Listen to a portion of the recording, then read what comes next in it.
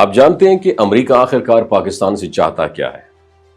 سب سے بڑا سوال، آخر امریکہ پاکستان پر اتنا مہربان کیوں ہو رہا ہے؟ پاکستان اور امریکہ کے تعلقات کو اگر صرف ایک زاویے سے دیکھا جائے تو بات پوری کبھی سمجھ بھی نہیں آتی۔ یہ رشتہ کبھی سیکیورٹی پر کھڑا ہوتا ہے، کبھی معیشت پر اور کبھی خطے کی سیاست پر، لیکن اس وقت جو کھیل کھیلا جا رہا ہے وہ پہلے کے سارے کھیلوں سے بالکل مختلف ہے۔ اب بات صرف وقتی امداد یا چند سال کے تعلقات کی نہیں ہے، بلکہ ایک بہت بڑے اسٹریٹجک پلان کی ہے۔ امریکہ جانتا ہے کہ مشرق وسطی کے حالات دن بدن بھڑک رہے ہیں۔ ایران اور خلیجی ممالک کے درمیان جو آگ سلگ رہی ہے اسے بجھانے کے لیے کوئی تیسرا ملک آگے آ سکتا ہے تو وہ ہے پاکستان، کیونکہ پاکستان کے ایران کے ساتھ پرانے روابط بھی ہیں اور سعودی عرب کے ساتھ بھائی چارہ بھی ہے۔ یوں پاکستان ایک ایسا درمیان میں برج بن سکتا ہے جو دونوں طرف کی کشیدگی کو کم کرے اور نتیجہ یہ نکلے کہ امریکہ کے مفادات بھی محفوظ رہیں۔ لیکن یہ کہانی صرف سیاست تک محدود نہیں ہے، اصل دلچسپی اسلحے کی دنیا میں ہے۔ سعودی عرب براہ راست امریکہ سے ویپن لے رہا ہے، لیکن چائنا کے ہتھیار بھی پاکستان کے ذریعے خطے میں اپنی جگہ بنا رہے ہیں۔ پاکستان نے بھی کمال کا بیلنس قائم رکھا ہوا ہے، مغربی بارڈر پر امریکی ہتھیار اور مشرقی بارڈر پر چائنا کا ڈیفنس سسٹم۔ یوں پاکستان ایک ایسے منفرد مقام پر کھڑا ہے جہاں وہ بیک وقت مشرق اور مغرب دونوں طاقتوں سے جڑا ہوا ہے۔ بگرام ایئر بیس والا معاملہ، پاکستان نے ایران، رشیا اور چائنا کے ساتھ کھڑے ہو کر امریکہ کو یہ پیغام دیا کہ ہر بات پر سر ہلانے کا دور گزر گیا ہے۔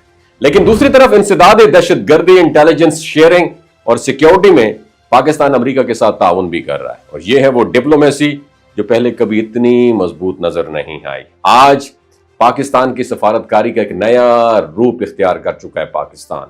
امریکہ کے ساتھ تعلقات میں نرمی ہے، یورپ کے ساتھ روابط بہتر ہوئے ہیں، چائنا اور ترکی پہلے سے زیادہ قریب ہے اور خلیجی ممالک ہاتھوں میں ہاتھ ڈالے کھڑے ہوئے ہیں۔ یہ سینٹرل ایشیا میں پاکستان کا کردار اور مضبوط ہو رہا ہے۔ منرلز میں اربوں ڈالر کی سرمایہ کاری آنے والی ہے جو معیشت کو نئی سانس دے سکتی ہے، لیکن اصل سوال یہ ہے کیا یہ سب وقتی فائدہ ہے یا پاکستان واقعی اپنی پالیسیز کو جس کی بنیادیں ہیں نا وہ پائیدار بیس کے اوپر کھڑا کرے گا؟ کیونکہ تاریخ یہ بتاتی ہے کہ جیسے ہی امریکہ ناراض ہوتا ہے پاکستان کو کئی گنا نقصان اٹھانا پڑتا ہے۔ اور اس دفعہ اگر ہم نے آگے بڑھنا ہے تو صرف بیرونی سرمایہ کاری پر نہیں بلکہ اپنے ادارے مضبوط کرنے پر، اپنی معیشت کو مستحکم کرنے پر اور اپنے فیصلوں میں خود مختاری لانے پر زور دینا ہوگا۔ اور آخر میں سوچنے کی بات پتہ کیا ہے؟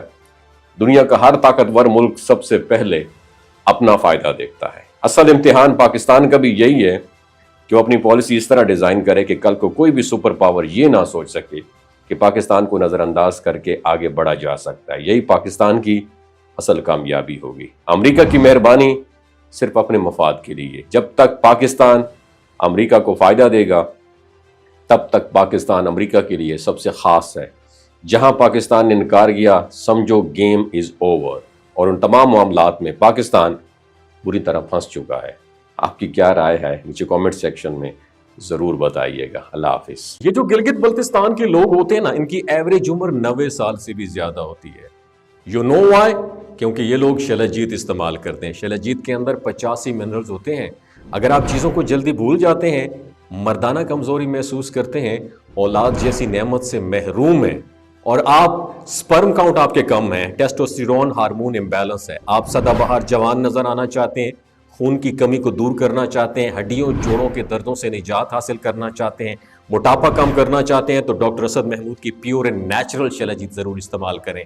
ایک بات آپ نے دماغ کی کھڑکیوں کو کھول کے اپنی سننی ہے، ہمیشہ آرگینک اور قدرتی چیزوں کا استعمال کریں، کیمیکل والے فوڈ سپلیمنٹ خدا رہا استعمال نہیں کرنے۔ اگر آپ ڈاکٹر اسد محمود کی پیور اینڈ نیچرل شیلاجیت کو آرڈر کرنا چاہتے ہیں، نیچے دیے گئے نمبر پر واٹس ایپ کریں۔ 3 باتوں کا خیال رکھنا ہے: ہائی بلڈ پریشر میں مبتلا افراد، خواتین جو پریگننٹ ہیں، اور 15 سے 20 سال کی جو نوجوان نسل ہے جو غیر شادی شدہ ہیں، اپنے سیکشول پاور کو بوسٹ کرنے کے لیے استعمال کرنا چاہتے ہیں تو ڈاکٹر کے ایڈوائس کے بغیر استعمال نہ کریں۔ باقی سارے لوگ بے دھڑک گرمی اور سردیوں میں استعمال کر سکتے ہیں۔ اپنا بہت خیال رکھیے گا۔ اللہ حافظ۔